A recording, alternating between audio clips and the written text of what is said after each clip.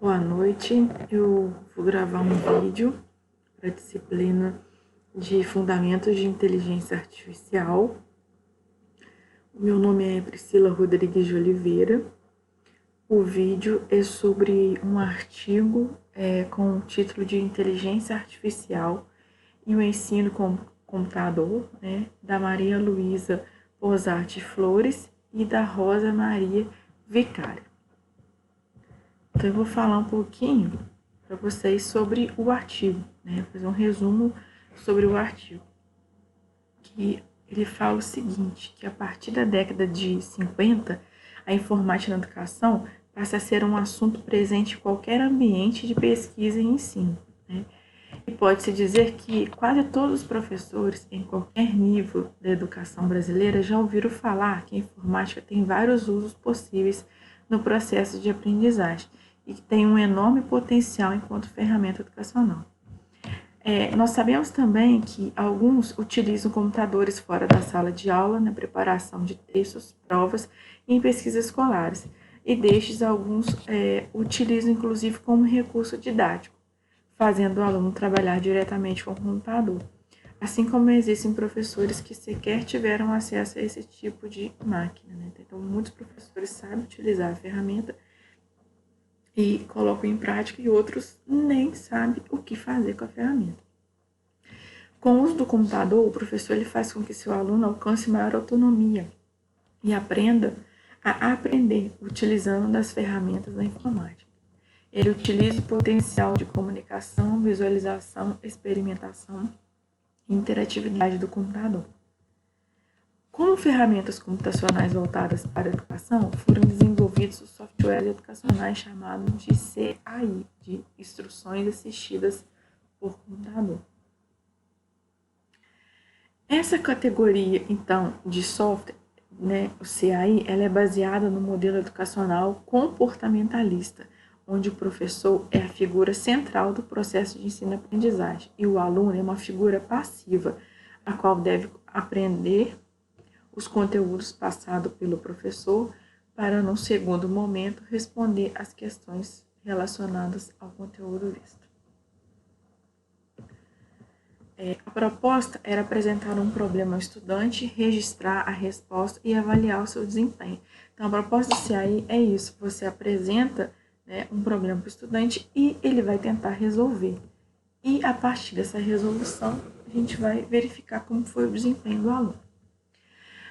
Mas, segundo alguns autores, como o Pianesso, os softwares que se baseiam no modelo comportamentalista apresentam alguns pontos negativos. Então, além disso tudo, tem as possibilidades negativas de qualquer software, Porque o aluno ele é controlado pelo software, não é uma figura ativa no processo de ensino-aprendizagem. Então, o aluno ele é passivo naquele momento, O aluno ele é direcionado a tomar algumas atitudes frente a estímulos apresentados. Então, ele não tem autonomia para escolher a direção, Ele tem estímulos que ajudam, a escolher o seu direcionamento.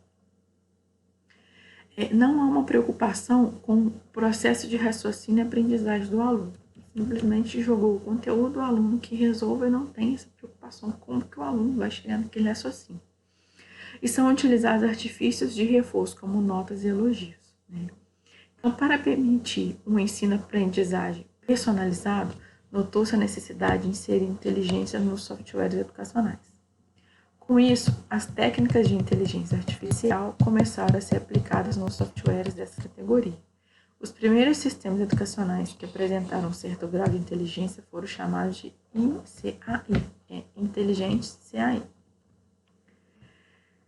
Outros autores, além do que eu citei, falam que a implantação da informática na educação consiste basicamente em 4 ingredientes: o computador, o software educativo, o professor capacitado para usar o computador como ferramenta intelectual e o aluno. E que o ensino pelo computador implica que o aluno, através da máquina, possa adquirir conceitos sobre praticamente qualquer domínio. Entretanto, a abordagem pedagógica de como isso acontece é bastante variada, oscilando entre 2 grandes pontos. Num lado, o computador, através do software, ensina o aluno, enquanto no outro, o aluno, através do software, ensina o computador. Então, essa relação usuário-máquina depende muito de vários fatores. O professor ele tem que saber mexer na tecnologia, tem que ter recurso estrutural adequado. Outros autores, como Bonilla, traz uma questão como o fato de que as aulas de informática não podem estar dissociadas das demais aulas. Para que um software promova realmente a aprendizagem, deve estar integrado ao currículo e às atividades de sala de aula. Está relacionado àquilo que o aluno já sabe e ser bem explorado pelo professor. O computador ele não atua diretamente sobre os processos de aprendizagem, mas apenas fornece ao aluno um ambiente simbólico onde esse raciocínio de elaborar conceitos seja estimulado. Então, o aluno ele precisa ter autonomia. Não basta só colocar ele no computador e deixar ele fazer as atividades. Os autores sugerem, assim, que softwares educacionais devem ser baseados em programas de inteligência artificial, com reconhecimento da linguagem de forma a adequar-se a diferentes usuários aprendizes, usuários ou aprendizes, favorecendo dessa forma a aprendizagem significativa, onde os conceitos formem relações com outros e não sejam simplesmente memorizados.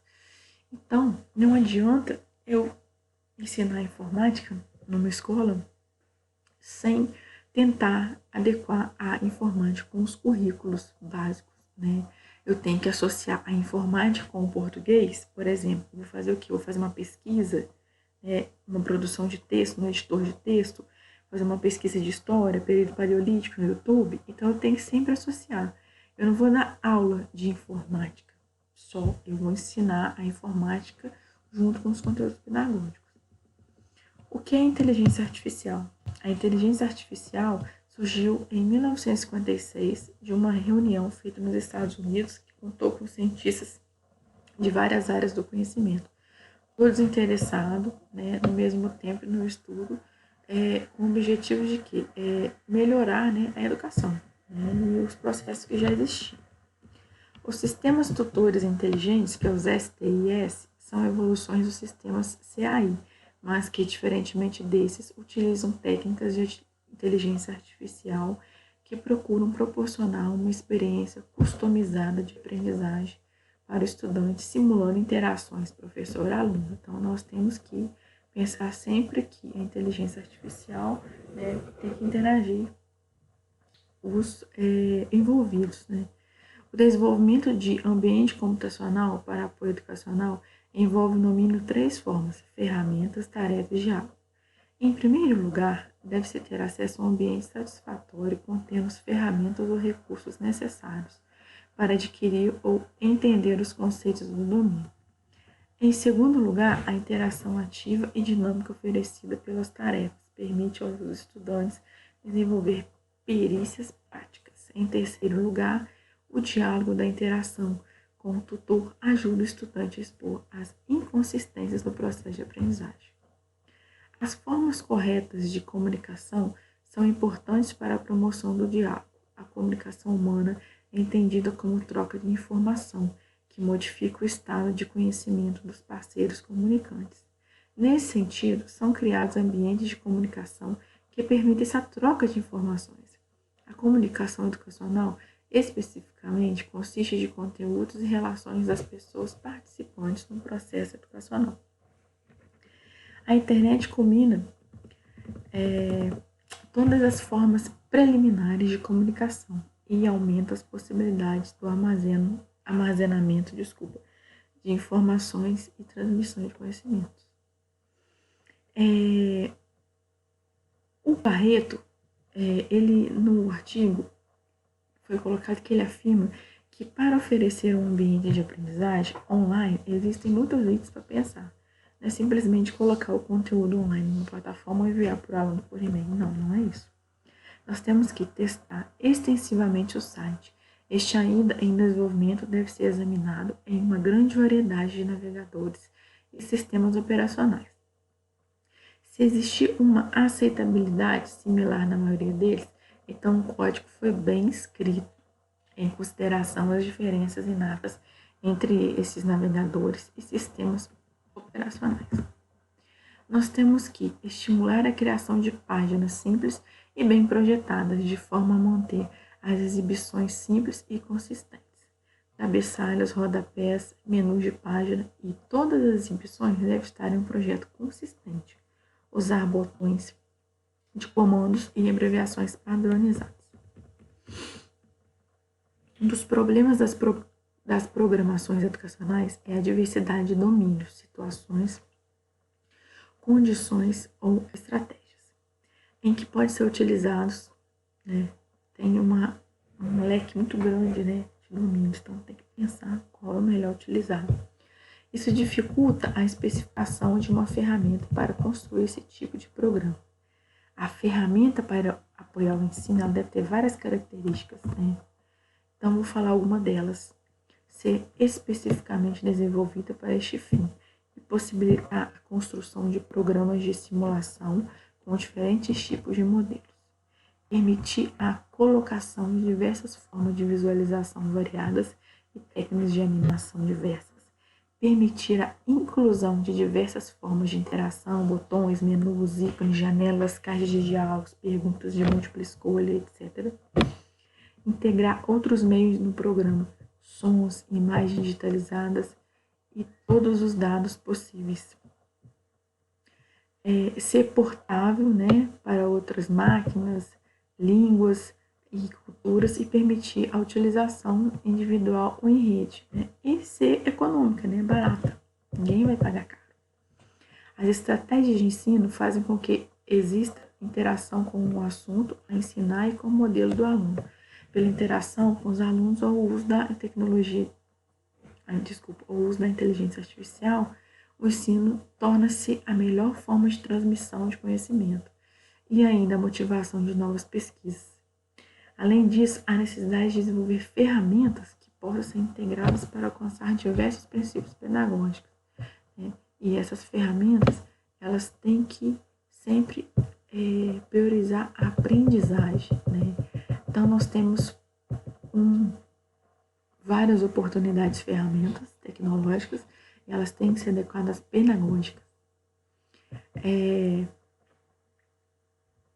Podemos citar, né, que o objetivo é sempre fazer que o estudante faça uma imersão durante o tempo em que estiver utilizando a ferramenta. Atualmente, as pesquisas em ambientes de ensino e aprendizagem, elas se preocupam com a construção de ambientes que possibilitem uma aprendizagem mais eficiente. A tecnologia dos agentes tornou os sistemas tutores inteligentes mais adaptados às necessidades e às características individuais de cada indivíduo. Né? Então, a gente tem sempre que priorizar o que fala o artigo. Essa interação, né, usuário-máquina, né, utilizando as tecnologias e as inteligências artificiais para facilitar a aprendizagem. Então, esse foi meu vídeo. Até logo.